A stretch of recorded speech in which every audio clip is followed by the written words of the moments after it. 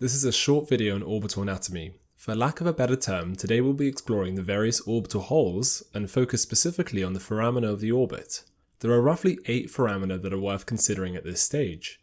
The optic foramen. The optic foramen is located at the apex of the orbit and is formed by the lesser wing of the sphenoid. Remember from our bony orbit video that the lesser wing and the greater wing of the sphenoid are divided by the superior orbital fissure, and you can truly tell the difference by looking from an endocranial view like this. As we travel intracranially, the optic foramen becomes the optic canal, which is located anterior and inferior to the lesser wing of the sphenoid, best visualized from the endocranial view, and superior medial to the superior orbital fissure, best visualized from the orbital apex view. On our models, the optic foramen is actually difficult to visualize since it has been engulfed in the 3D printing process. The 2 holes that you can see are the superior orbital fissure, highlighted here, and the foramen rotundum, highlighted here. The optic foramen and the optic canal carry the optic nerve or cranial nerve 2, the ophthalmic artery, and the sympathetic fibers from the carotid plexus. The optic nerve is purely sensory and it carries impulses from the ganglion cells located in the retina to the occipital lobe of the brain, whilst the sympathetic fibers from the carotid plexus provide innervation to the superior tarsal muscle, aka Muller's muscle, and the dilator muscles in the pupil. These cause pupil dilation and partial elevation of the upper eyelid on sympathetic excitement. The ophthalmic artery is a branch of the internal carotid artery and itself runs into the orbital cavity to give off a further 10 branches supplying the structures in the orbit, nasal cavity, scalp, and sinuses. Clinically, the optic canal is a very important structure due to the contents that pass through this canal. Optic neuropathy manifests as loss in visual acuity, reduced visual fields, or diminished color vision. Compressive optic neuropathy can be caused by intrinsic or extrinsic lesions anywhere along the course of the optic nerve, including the orbit such as thyroid eye disease, the optic canal such as trauma, and its intracranial course such as optic nerve gliomas. In some cases, an optic nerve decompression is required to rescue the optic nerve. The supraorbital foramen. The supraorbital notch, also known as the supraorbital foramen if it is bridged by bone, is a small opening at the central edge of the superior orbital margin in the frontal bone. You can see it quite well in our 3D models, and in our case it is labelled as the supraorbital notch. Remember, this was discussed in our bony orbit video as one of the unique features of the frontal bone. The supraorbital foramen transmits the supraorbital nerve, one of 2 branches of the frontal nerve, which in itself is the largest branch of the ophthalmic division of the trigeminal nerve. The supraorbital artery and the supraorbital vein also pass through the supraorbital foramen. The supraorbital nerve runs slightly lateral and is one of 2 branches of the frontal nerve, which comes from the superior orbital fissure. It supplies the conjunctiva of the upper eyelid, the superior fornix, and the lateral skin of the forehead and scalp. The supraorbital artery is a branch of the ophthalmic artery and supplies the superior rectus, levator muscles, superior oblique, and the upper eyelid, as well as the forehead skin and scalp. The supraorbital vein provides venous drainage to the associated structures. Clinically, local anesthetic can be used to block the supraorbital nerve to achieve regional anesthesia for oculoplastic cases that require the removal of lesions of the forehead or neurosurgical cases that require incisions via the scalp/forehead. The supratrochlear notch. Just medial to the supraorbital notch is the supratrochlear foramen or notch, which is another structure relating to the frontal bone. It is named after the trochlea, the Greek term for a pulley, which is a spine-like structure that is present at the medial angle of the orbit in the trochlear fossa. This was discussed in our first video on the bony orbit. In our 3D model, it is difficult to visualize the supratrochlear foramen, but it can be anticipated to be just medial off the supraorbital notch. Similar to the supraorbital neurovascular bundle, the supratrochlear foramen transmits the supratrochlear nerve, artery, and vein. The supratrochlear nerve is the smaller branch of the frontal nerve, a branch of the ophthalmic division of the trigeminal nerve. It supplies the skin of the forehead that is more medial, as well as more medial aspects of the upper eyelid and the conjunctiva. The supratrochlear artery is a branch of the ophthalmic artery and supplies certain muscles of the forehead and upper eyelid. The supratrochlear veins provide venous drainage to the associated structures. Clinically, local anesthetic can be used to block the supratrochlear nerve to achieve regional anesthesia of the forehead, along with the supraorbital nerve. In addition, entrapment of both the supraorbital nerve or supratrochlear nerve can cause chronic frontal migraines, which may require botulinum injections or surgical decompression for relief.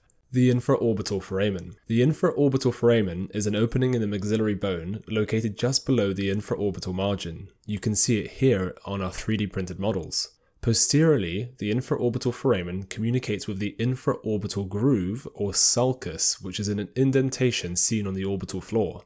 Both the infraorbital foramen and groove allow for the passage of associated neurovascular bundle, including the infraorbital nerve, artery, and vein. The infraorbital nerve is a branch of the maxillary nerve, V2 of the trigeminal nerve, and it provides sensory innervation to the skin and mucosa of the midface. This includes the cheek, the upper lip, the lateral aspect of the nose, and 2/3 of the teeth.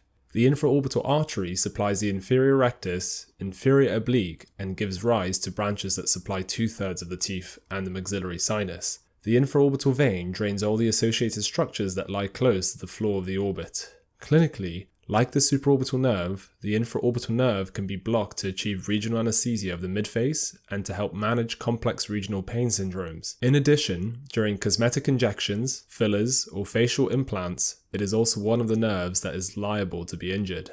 The anterior ethmoidal foramen. The anterior ethmoidal foramen is a small opening found at the junction between the superior and medial orbital walls in the ethmoid bone. These are difficult to visualize on our atoms model since they're so small. The anterior ethmoidal foramen is situated about 25 mm away from the lacrimal crest and 12 mm anterior to the posterior ethmoidal foramen. The foramen sits just above the ethmoid bone and transmits the neurovascular bundle of the anterior ethmoid nerve, artery, and vein. The anterior ethmoidal nerve, a branch of the ophthalmic nerve, provides sensory innervation to some of the structures in the nasal cavity. The anterior ethmoidal artery supplies the mucosa lining the ethmoidal sinuses, frontal sinuses, and the lateral nasal wall, whilst the anterior ethmoidal vein drains these associated structures. Clinically, the anterior ethmoidal artery is often considered a common surgical ligation point in ENT surgery if there are recurrent episodes of epistaxis. Otherwise, the local neurovascular bundles need to be navigated with caution during any form of nasal or medial orbital wall surgery.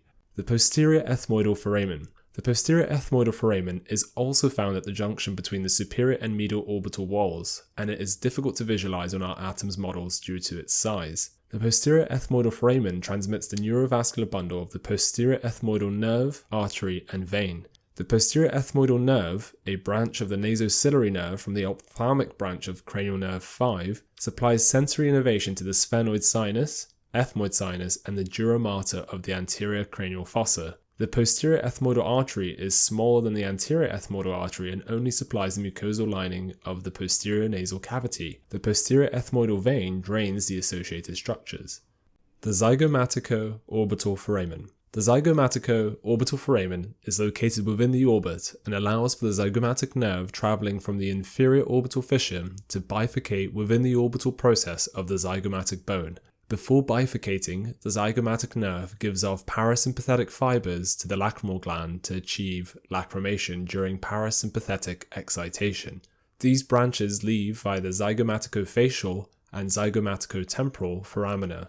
There is significant variation in both the presence and location of these foramina. The zygomaticofacial foramen is a small aperture that's roughly at the midpoint of the zygomatic bone, which can be located here on the atoms model. The zygomaticofacial foramen transmits the zygomaticofacial nerve and its associated vessels that travel towards the malar surface of the bone, i.e. the cheek. The zygomaticofacial nerve is one of the two terminal branches of the zygomatic nerve, a division from V2, and it leaves the zygomaticofacial foramen to perforate orbicularis oculi to supply sensation over the bony cheek. The zygomaticofacial vessels are one of the many blood supplies to the cheek also. The zygomaticotemporal foramen is a much smaller foramen and it lies on the anterior medial surface of the zygomatic bone. It is approximately located here on the atoms model. The zygomaticotemporal foramen transmits the zygomaticotemporal nerve and its associated vessels. The zygomaticotemporal nerve travels in a different direction and provides sensation to the skin overlying the temporal fossa, as well as supplying parasympathetic fibers to the lacrimal gland via the pterygopalatine ganglion. The zygomaticotemporal vessels provide blood supply to the temporal region, along with the superficial temporal branch of the frontal artery. The main clinical significance of the zygomaticotemporal and the zygomaticofacial neurovascular bundles is related to iatrogenic injuries which can occur during surgical procedures or aesthetic injections. Other foramina that are worth exploring in our models include the foramen rotundum, the foramen ovale, and the foramen spinosum, which can be found here and form the crescent of foramina since they follow a posterior lateral arc from the superior orbital fissure, and we will discuss these in a later video since it's starting to approach neuroanatomy territory. If you are interested in further resources exploring skull base anatomy, then please do visit Sutton Brain Hub by Dr. Scott Border, who has a great explanation on neuroanatomy concepts on his channel. Thank you for listening and stay tuned for more orbital videos.